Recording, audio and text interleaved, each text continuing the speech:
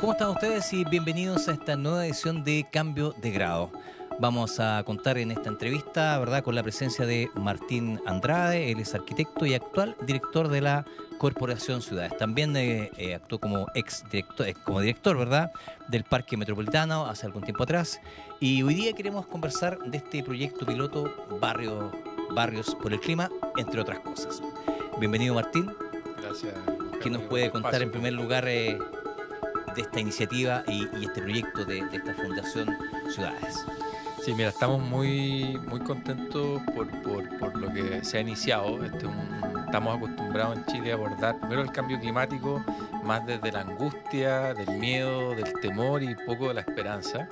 Y en general cuando lo abordamos exactamente todas estas dos emociones, y por otro lado también tendemos, como muchos problemas, tendemos a hacerlo en forma aislada. Uno ve que el Estado está haciendo cosas, uno ve que las organizaciones del mundo civil están haciendo cosas, y entre ellas también haciendo cada uno bajo sus propias líneas de trabajo, sus propias, digamos, características, alineamientos. Y nosotros lo que hemos querido hacer es tratar de formar un piloto de lo que se llamaría una coalición, ¿no? Una coalición justamente para poder ver de qué forma, por un lado, hacemos las ciudades más resilientes, pero también cómo hacemos los ciudadanos más resilientes.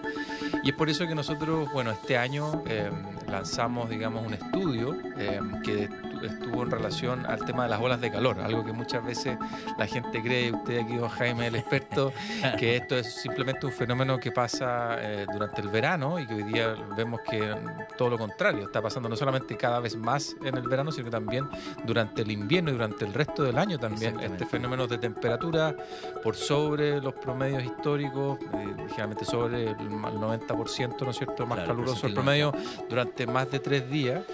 Y estuvimos analizando con esto imágenes satelitales de la NASA. La NASA va sacando estas imágenes aproximadamente cada 2 semanas sobre la temperatura de la Tierra, y fuimos analizando los últimos 10 años el comportamiento de la temperatura en Santiago, en la ciudad de Santiago, en la región metropolitana, y a partir de eso fuimos tratando de entender cuáles eran las comunas donde se habían generado los mayores picos de temperatura en el año, digamos, el año pasado. Año, no solamente exactamente, durante la época del verano, y fuimos tratando de sacar ciertas conclusiones y, bueno, dónde se generan estos mayores picos de temperatura, cuál es la diferencia entre las comunas, porque uno veía que un pico de temperatura se podía generar en una comuna, pero no era necesariamente en todo el territorio comunal, sino que en un punto específico, en una manzana, unidad vecinal, exactamente. Empezamos a analizar y dijimos, bueno, de estas comunas, ¿cuáles son las personas, viven más personas vulnerables? Hay mayor densidad, más personas. Claro, hay una relación ahí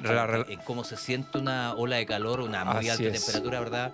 Una comuna o un sector vulnerable que no tiene las condiciones de aire acondicionado, de aislamiento térmico, en fin. Tal cual. Y porque finalmente el cambio climático, si bien nos afecta a todos, sabemos que justamente afecta a las personas más vulnerables. Por lo tanto, fue con ese cruce de datos que logramos hacer esta primera investigación. Esas temperaturas que midieron son de satélite, por lo tanto es de la superficie que está viendo sobre satélite, la no sé, el techo de una casa, el pavimento. Así es. Y no necesariamente la temperatura ambiente, que es la que uno muestra, no sé, máxima tanto, a esta hora y tal temperatura, sino que es la superficie en donde está actuando el sol en este caso. Exactamente. Y ahí lo que pudimos, bueno, a partir de eso, bueno, primero era muy concluyente que todo el sector norponiente de Santiago era justamente la zona más afectada.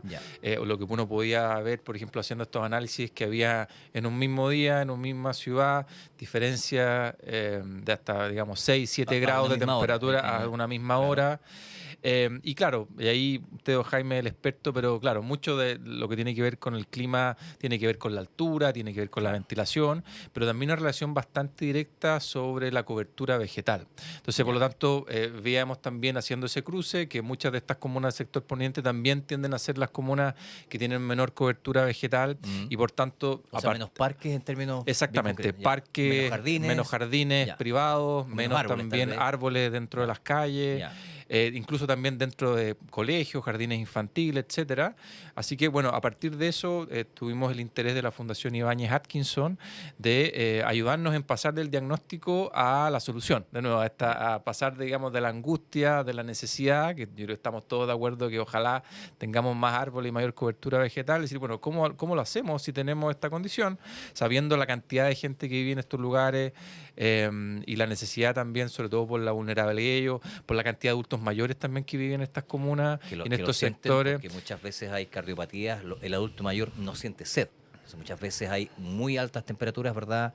O no están las condiciones de aislamiento térmico y se producen algunas, lamentablemente, muchas veces fallecimientos acelerados por estas olas de calor y esta no tienen esta necesidad de ver. Así es, don Jaime, y por eso nosotros esto tiene urgencia. Aquí no estamos solamente hablando de la calidad de vida de las personas, estamos hablando en muchos casos de la vida o la muerte de las personas en caso que podamos hacer algo. Así que tuvimos el apoyo de la Fundación Ibáñez Atkinson, luego de eso comenzamos a trabajar con la Fundación Mi Parque, con Bosco, también con la Fundación Patio Vivo. De la solución. Con respecto a la solución. ¿Y qué fue lo que hicimos? El estudio era a partir de imágenes de satélite. Exactamente. Y después dijimos, bueno, ¿qué hacemos para la solución? Entonces lo que hicimos fue, con este apoyo, empezamos a levantar carteras de proyectos en torno a las 10 comunas que son las comunas prioritarias. Por ejemplo, en el caso de Quilicura, Renca, Cerrillo, Pudahuel, comunas como le comentaba, en el sector norponiente de la ciudad. Seleccionamos ahí ciertas unidades vecinales que nosotros consideramos que eran prioritarias. ¿Qué es una unidad vecinal? Una unidad vecinal es una unidad administrativa comunal. Todas las comunas tienen varias unidades vecinales. Dentro de las unidades vecinales hay juntas de vecinos. Una unidad vecinal puede tener una o más juntas de vecinos. Hay unidades vecinales pequeñas. Hay unidades vecinales que pueden llegar a tener 100, 200 hectáreas. Es bastante diferente, digamos, como comunalmente se van definiendo estas unidades vecinales. O sea, es una subdivisión de la comuna para un funcionamiento más local. Exactamente. De los vecinos de y eso es muy importante porque muchos de los datos, digamos, que se maneja a través del INE, los datos que manejan, digamos, las instituciones, sobre todo del Estado, mucha de la información viene o a nivel de manzana o a nivel de unidades vecinales. Y por lo tanto, es una medida bastante certera con respecto a la realidad de cada una de ellas. Así que seleccionamos en este caso estas unidades vecinales prioritarias. ¿Y qué definimos como prioritarias? Un poco lo que conversamos. O sea, por un lado, las carencias, falta de cobertura vegetal, vulnerabilidad, densidad, pero por otro también las oportunidades. O sea, ¿qué unidades vecinales, por ejemplo, veíamos más oportunidades en proyectos de mejoramientos de plazas, bandejones centrales, proyectos eventualmente también en colegios, jardines infantiles, equipamiento? ¿Fue la disponibilidad de espacio simplemente? Exactamente. ¿O la falta de...? La disponibilidad de espacio. O sea, por un lado, las brechas y por otro lado, las posibilidades de espacio, porque justamente lo que queríamos decir, bueno, es cómo podemos levantar carteras de proyectos en estas unidades vecinales. No solamente constatar el problema y la prioridad, sino que ver en cuál de ellas también encontrábamos estas oportunidades. Una cartera de proyectos es un conjunto de proyectos. Así es. Entonces, fuimos levantando carteras o iniciativas, para decirlo más simple, en distintas tipologías. Por un lado, lo más quizás más obvio, en parques, en áreas verdes, por ejemplo, plazas que tenían baja cobertura vegetal. Luego de eso fuimos viendo los bandejones. Hay muchos bandejones que tienen una tremenda oportunidad de poder transformarse en lugares donde uno pueda... dividen los sentidos de una calle más amplia. Exactamente. También estuvimos viendo oportunidades en colegios, en jardines infantiles, de equipamiento deportivo. Hay muchos estadios municipales también en todos estos lugares. En fin, fuimos viendo ahí las distintas oportunidades que se presentaban y fuimos, digamos, mapeando, nosotros decimos desde el punto de vista arquitectónico más urbano, o sea, básicamente señalando estas carteras de proyectos, y ahí fue cuando hicimos esta invitación a la Fundación Mi Parque, a Bosco y también a la Fundación de Patio Vivo para ver de qué forma, a través de la colaboración público-privada, estas oportunidades de proyectos se podían generar proyectos justamente de trabajo colaborativo con empresas, pero también trabajo con las comunidades. ¿Y el rol de estas instituciones, Bosco, Patio Vivo, en fin, cuál iba a ser? ¿Ellos generar los proyectos en base a este exactamente. estudio? Proyectos de su rol específico, digamos. Exactamente. Nosotros como Corporación Ciudadana, nuestro rol era justamente primero tener una cierta base científica, levantar estas oportunidades de proyecto, y luego la idea era conectarnos con instituciones que tienen harta trayectoria y que estén desarrollando proyectos para que ellos, a través de la gestión que hacen permanente de vinculación con el mundo privado, pero también con el mundo público, se pueda concretar eso en proyectos. Muchas veces pasa, don Jaime, no solamente al Estado, sino que también a organizaciones del mundo civil, que uno muchas veces trabaja donde tiene más vínculos, donde lo dejan, donde el alcalde cree en estas cosas, pero no necesariamente donde más se necesita. Entonces, para nosotros como corporación quisimos disponer de esta información y trabajar en conjunto con estas instituciones de manera tal de poder tratar de acelerar la gestión de proyectos, ojalá con un foco en estos lugares que es donde más se necesita, por tal como comenzábamos, por los criterios, ¿no es cierto?, del calor, pero también los criterios de vulnerabilidad y por lo tanto de urgencia en poder desarrollar estos proyectos. Lo bueno de esto, nosotros partimos hace poquito, hay que decir esto, y ya tenemos algunos avances. ¿Cuánto es poquito en tiempo? Llevamos prácticamente 2 meses más o menos desde que lanzamos esta iniciativa, y hoy día ya estamos viendo, esperamos dentro de poco anunciar un primer proyecto en el marco de esta colaboración, y por lo tanto ya tener un primer aporte de una empresa. Estamos viendo también con otra organización del mundo civil que va a querer aportar, y la idea es que nosotros podamos durante 6 meses, ojalá... ¿Es otra empresa o es otro estamento que no es una empresa? Es otra institución, una fundación en este caso. Lo que quisiéramos hacer es ojalá hacer un trabajo, ¿no es cierto?, piloto, que pueda demostrar que estamos bajando la temperatura, que estamos mejorando la calidad de vida. ¿Y cómo lo vamos a hacer eso? Eso también en una alianza con la Universidad Católica, con el Magíster de Arquitectura Sustentable y Energía, y ellos, que se ganaron hace poquito un fondo de investigación, nos van a estar ayudando, y al menos en 4 de los proyectos que esperamos realizar, ojalá que sean mucho más de 4, pero al menos en 4 de los proyectos que logremos realizar en estos, esperamos, ojalá meses, ojalá años, y ojalá que sea un programa que pueda continuar no solamente en Santiago, sino que sea algo replicable, digamos. Ellos nos van a estar ayudando justamente con estas mediciones, que creemos que tienen que tener 3 componentes. Primero, lo más obvio, que tiene que ver cómo demostrar que bajamos la temperatura y de qué forma. Hay formas de bajar la temperatura eventualmente en el mismo lugar, pero también ver si también en el entorno somos capaces de bajar la temperatura. Por otro lado, también la parte más social. Esto genera mucha angustia, mucho temor, el tema del calor. El ver también nuevas áreas verdes, también nosotros creemos que va a generar esperanza, y por lo tanto también una mejor calidad de vida también, y un poquito una mirada también un poco propositiva de generar acciones. Y por otro lado, también no tenemos que olvidar que también estamos hoy día en una crisis hídrica importante, y por lo tanto el monitoreo justamente de que esta infraestructura... Y el anterior fue un paréntesis. Fue un paréntesis, totalmente. Entonces también poder medir muy bien y asegurar que todos estos proyectos cuenten con un riego eficiente. Y para eso estamos generando ciertos criterios técnicos que queremos que todos estos actores, que son estas fundaciones que te comentaba, que puedan también trabajemos bajo esos mismos criterios. Ahí hemos estado usando hartos referentes internacionales, hemos visto con mucho interés la experiencia, por ejemplo, que hay en Sydney, la experiencia también que hay en Toronto en algunos casos, de manera tal de poder definir estos criterios comunes para no solamente colaborar todos juntos, sino que también bajo los mismos estándares, y de esa forma poder demostrar que se puede, y que la forma de hacerlo es trabajar entre todos juntos. Claro.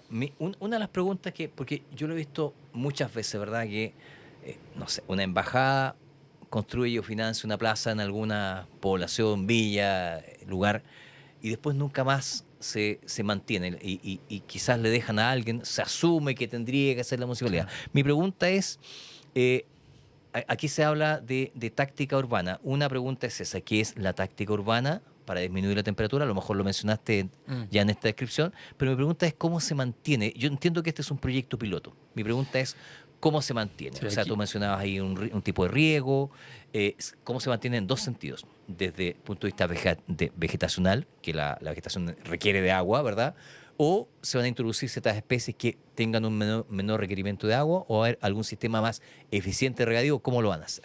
Sí, yo diría que un poco, don Jaime, todas las anteriores. Aquí lo primero, claro, el tipo de táctica de intervenciones, más bien, claro, los tipos van a haber aquí intervenciones, no solamente lo más obvio que tiene que ver con poner árboles o poner plantas, sino que también el tipo de mobiliario que uno pone, el tipo de pavimento que uno pone, también son parte de las intervenciones que nosotros queremos llevar bajo esta óptica de bajar la temperatura. Uno ve que en general, muchas de las zonas de juego en las plazas y parques de Santiago son, por ejemplo, de metálicos, ¿ah? Y por lo tanto también eso sabemos que la temperatura de un metal, digamos, puede ser el doble de la temperatura, por ejemplo, de algo que es de madera o que es algo que tiene, no sé, pues, un tratamiento, una pigmentación especial. Ya. Por lo tanto, eso hay que tener mucho cuidado. Y el tema fundamental, y aquí la clave, y por eso esta alianza con estas organizaciones, es el trabajo comunitario. Ya. O sea, el desafío de plantar, el desafío de regar, no tiene, es muy importante, pero lejos el desafío mayor es justamente cómo cuidamos estos espacios. Entonces, Ya. la idea es que todo el diseño de las intervenciones que hagamos de estas iniciativas cuenten con las comunidades, no solamente durante el diseño, sino que también en la construcción y obviamente el cuidado de estos espacios. Eso ha sido el modelo que ha venido haciendo la Fundación Mi Parque, el modelo que hace Patio Vivo en este caso en los colegios, en una forma distinta, no de tan vinculación tan directa con el municipio, pero sí con la dirección de ese colegio, jardín infantil y los apoderados, lo mismo que hace en este caso Bosco, que en este caso son bosques urbanos, ¿ah? Ellos tienen un programa también muy interesante urbanos, sí. Que emulan este método que se llama el método Miyawaki, digamos, que es esta persona que ha sido muy influyente hoy día en la forma de intervenir en la ciudad y que básicamente es hacer lo contrario que generalmente como plantamos los árboles dentro de la ciudad, que generalmente los plantamos en forma aislada o los plantamos, digamos, disgregados, ¿no es cierto? O muy digamos, de una sola especie, claro, sino que no con un mix. Entonces, aquí es un sistema muy interesante que combina distintos tipos de árboles y arbustos, los combina también en distintos estratos, hace todo un trabajo de suelo. Son bosques que en la literatura han demostrado crecer, en el fondo, 10 veces más rápido que un bosque normal, han demostrado ser mucho más biodiversos. O sea, son bosques, digamos, que se están replicando por muchas partes del mundo y que Bosco tiene mucha experiencia y por lo mismo también estamos muy interesados en trabajar con ellos. Y te insisto, no solamente trabajar que cada uno haga lo suyo en distintos lugares, sino que también ver oportunidades para nosotros de hacer que estas instituciones trabajen en conjunto. Idealmente puede ser en un mismo proyecto o eventualmente puede ser un trabajo, digamos, en un mismo sector. Aquí lo interesante en esto, y al menos la literatura lo muestra así, integración e interacción. Interacción entre ellos y aprendizaje de esto. Si la verdad es que en Chile se ha empezado a hablar cada vez con más fuerza de esto, o sea, incluso ha logrado medir cuál es el efecto en la calidad de vida de las personas, cómo ha aumentado la cantidad de muertes, y hay muy poco estudio y muy poco trabajo en relación al tema de las soluciones. Así que es justamente este esfuerzo que queremos hacer. El problema o mayoritariamente el problema, pero no tanto las soluciones. Exactamente, y es un poco el paso que estamos nosotros queriendo dar como Corporación Ciudades en esto que nosotros hemos llamado esta iniciativa, que es como una especie de coalición, ¿no es cierto? Donde estamos tratando de ver de qué forma, trabajando juntos, somos capaces de abordar este tremendo problema que, como hemos visto, no solamente de las olas de calor, sino que se ha ido, digamos, incrementando en el tiempo, sino que es algo que vemos que no solamente esto se va a mantener, sino que eventualmente podría seguir empeorando, y es ahí donde tenemos que ir avanzando, de nuestro punto de vista, mucho más rápido y en forma mucho más coordinada. Más olas de calor más extensas, cada una de ellas más intensas a raíz de este paraguas que no es tan bonito, que es el cambio climático, que han generado islas de calor producto del crecimiento de las ciudades, ¿verdad? Con más urbanización, más hormigón, digamos de esa manera, y también con algunos sectores que tienen menos recursos, con más vulnerabilidad. Así es, don Jaime. Y nosotros también vemos esto como una buena oportunidad de reflexionar como el tipo de ciudad que hemos hecho. En muchos de estos sectores muy dramáticos, o sea, vemos que hay calles que no tienen ninguna opción de tener un arbusto, de tener una planta, de tener un árbol. Hemos ido generando ciudades donde creemos que el principal desafío, y que está muy bien, es proveer techo. Claro. Pero la ciudad tiene que ser mucho más que eso. Entonces, no podemos seguir repitiendo. Exactamente, sí. No podemos seguir repitiendo esos mismos errores. Y creemos que frente a la carencia, porque es la verdad, el sector norponiente de la ciudad, fuera de la falta de cobertura vegetal, también vemos que hay pocos espacios en general para poder intervenir, y va a ser un desafío muy grande ver cómo maximizamos esos espacios. Estos pocos espacios tienen que ver con la normativa. Claro, tiene que ver sobre todo con una mala planificación. Hoy ya vemos que en general los planos reguladores están totalmente desactualizados, muchos de los planos reguladores en Concón, un promedio... plan regulador de 40 Claro, años atrás. exactamente, muchos Ya. en promedio más de 20 años Claro. y son procesos que en promedio demoran 7, 10 años cuando se aprueban y por lo tanto estamos hablando en muchos casos de planos reguladores que nunca tuvieron un estudio de resiliencia, digamos, donde los temas de cambio climático no eran temas, de riesgos que no existieron y por tanto es fundamental que esto también sirva como una forma de empujar a cambios ahí en la planificación. Nosotros estamos abordando esto desde el punto de vista de las intervenciones, pero la forma como estemos haciendo la nueva ciudad, como estemos interviniendo en la ciudad, ojalá también esté guiado por estos principios. Por eso queremos maximizar el trabajo, bueno, en los parques, en las plazas, ¿no es cierto? Pero también vemos en los colegios, en los jardines infantiles, en la infraestructura deportiva, una tremenda oportunidad de que se conviertan en refugios climáticos. ¿Ah? ¿Qué quiere decir refugios climáticos? En el fondo, que no solamente estén acompañados de intervenciones desde el punto de vista de la infraestructura verde, árboles, plantas, en el fondo, materiales en el espacio público, sino que también podamos mirar y ver, por ejemplo, si podemos cambiar, se pueden ver oportunidades de cambiar la cubierta de esos colegios, de cambiar las ventanas, de cambiar la cubierta elevación de de los techumbre de muros. paredes o el tipo de revestimiento, en fin. Todo eso, Ya. exactamente. O sea, todo lo que sea superficie exterior. Exactamente, Ya. porque efectivamente hay una carencia ahí en torno, por más que uno quisiera, y puede ser duro, digamos, el diagnóstico, pero es un diagnóstico que uno ve, o sea, uno ve las imágenes satelitales donde muestran el calor, pero uno también ve el tipo de ciudad que hemos ido generando, y cuando uno dice, bueno, perfecto, tenemos claro el problema, ahora bien, cómo pasamos a la siguiente etapa y logramos intervenir, las posibilidades de intervenir son bien limitadas, nuestro rol va a ser maximizarla todo lo que podamos. Ya. Pero aquí obviamente, como decía al principio, tiene que haber también una reflexión para que si lo que estamos viendo, estas limitaciones existen en la ciudad, cómo nos seguimos repitiendo estas cosas y cómo también, yo diría también, don Jaime, de cómo revisamos también algunas regulaciones, algunas leyes. Por ejemplo, en el caso de los techos verdes.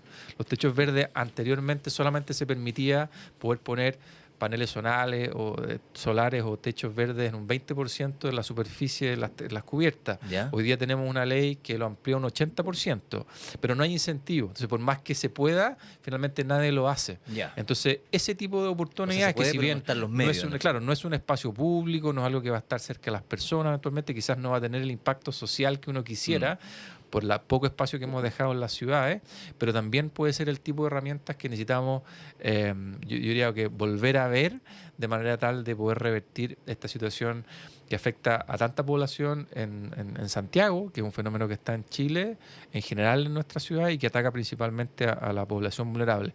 Este Barrios por Clima, si bien nuestro foco inicial ha sido a partir del análisis del calor, también vemos oportunidades de analizarlo también desde el punto de vista de lo que hemos visto también desde el punto de vista de las inundaciones en las ciudades, de cómo somos capaces también Claro. de infiltrar más agua dos también, inviernos que lo estamos limpiar también esa agua que termina en los torrentes. Entonces, la idea es que ojalá este Barrios por el Clima, digamos, según los desafíos de la ciudad respectiva, del barrio respectivo, de la comuna respectiva, también vaya haciéndose cargo de todos estos desafíos que, como decíamos al principio, puede hacer no solamente las ciudades más resilientes, sino que también nosotros mismos.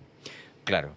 Bueno, una pregunta que me surge en relación a esta participación que van a tener los ciudadanos, los habitantes de esta organización comunal, ¿verdad?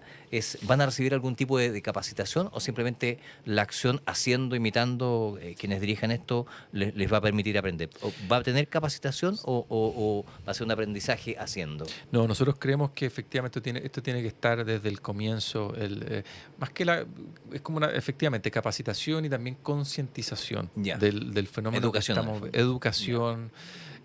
O sea, nosotros esperamos que el trabajo no solamente en el espacio público, sino que en los espacios, digamos, más privados, que podría ser un colegio, un jardín infantil, pongamos también a la educación en el centro en torno a esto, justamente por las reflexiones que estamos viendo. O sea, esto tiene que ser una alianza no solamente entre el público, la empresa pública, la empresa privada, ¿no es cierto?, entre actores, un esfuerzo que estamos liderando, sino que también entre las personas. ¿Eh? Y ahí es donde vamos a ver estos grandes cambios, sobre todo tal como tú me consultabas, con respecto al rol de la comunidad. Estos espacios van a ser exitosos en la medida que la comunidad esté muy empoderada de esto y que entienda que esto no es solamente un atributo que va a embellecer el barrio, sino que va a ser un atributo que pueda ayudar a ellos a tener mejor calidad de vida y eventualmente salvar vidas. Entonces, o sea, que nos va a beneficiar no solamente por el aspecto de paisajístico. Exactamente. Y para eso hay que entender bien el problema y entender dónde están situados y la realidad. De nuevo, no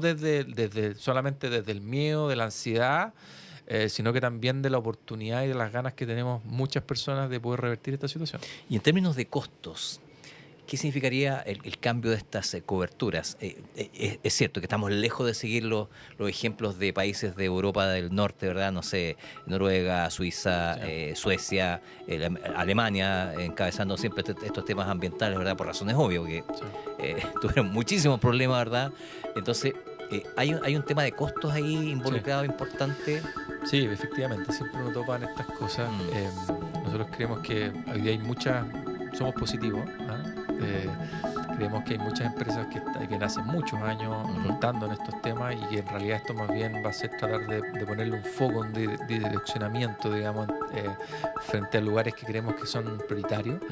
Y es bien variable. Vemos que hay muchas oportunidades en algunos espacios públicos, por ejemplo, donde simplemente lo que hay que hacer es plantar más árboles, aumentar la cobertura vegetal, siguiendo con el sistema de mantenimiento que hoy día tiene. Eso no va a significar un gasto demasiado importante en comprar esos árboles, tampoco en el mantenerlo, porque van a ser los mismos contratos de mantención que ya tienen sobre una misma plaza, sino que simplemente en vez de regar, no sé, 20 árboles, se podrá regar 30 árboles, por lo tanto no debiesen ser costos mayores, pero efectivamente van a haber intervenciones que va a requerir digamos, cambios más importantes. Más inversión. Mucha más inversión.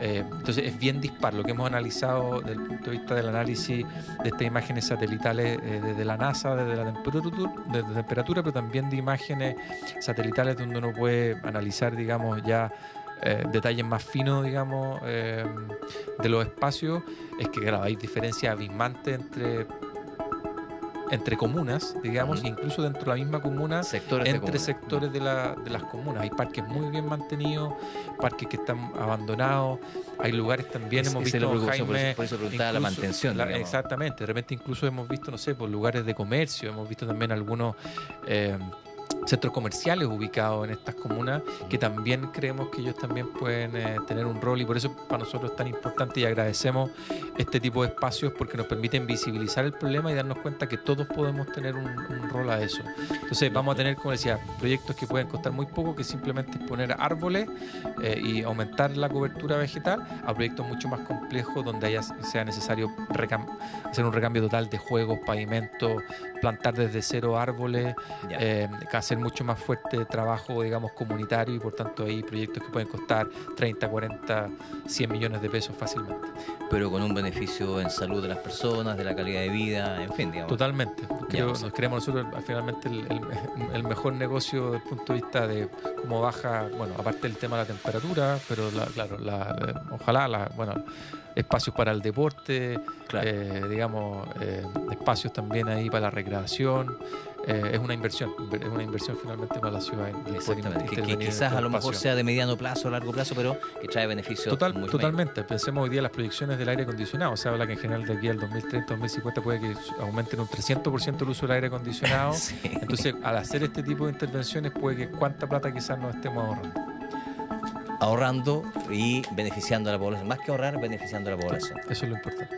Eso, bueno, hemos conversado con Martín Andrade, arquitecto, actual director de la Corporación Ciudades, a quien le agradecemos su visita y por supuesto contentos de que tengan este espacio para comentar estos temas tan importantes como es bajar la temperatura de las ciudades. Muchas gracias a ustedes por el espacio.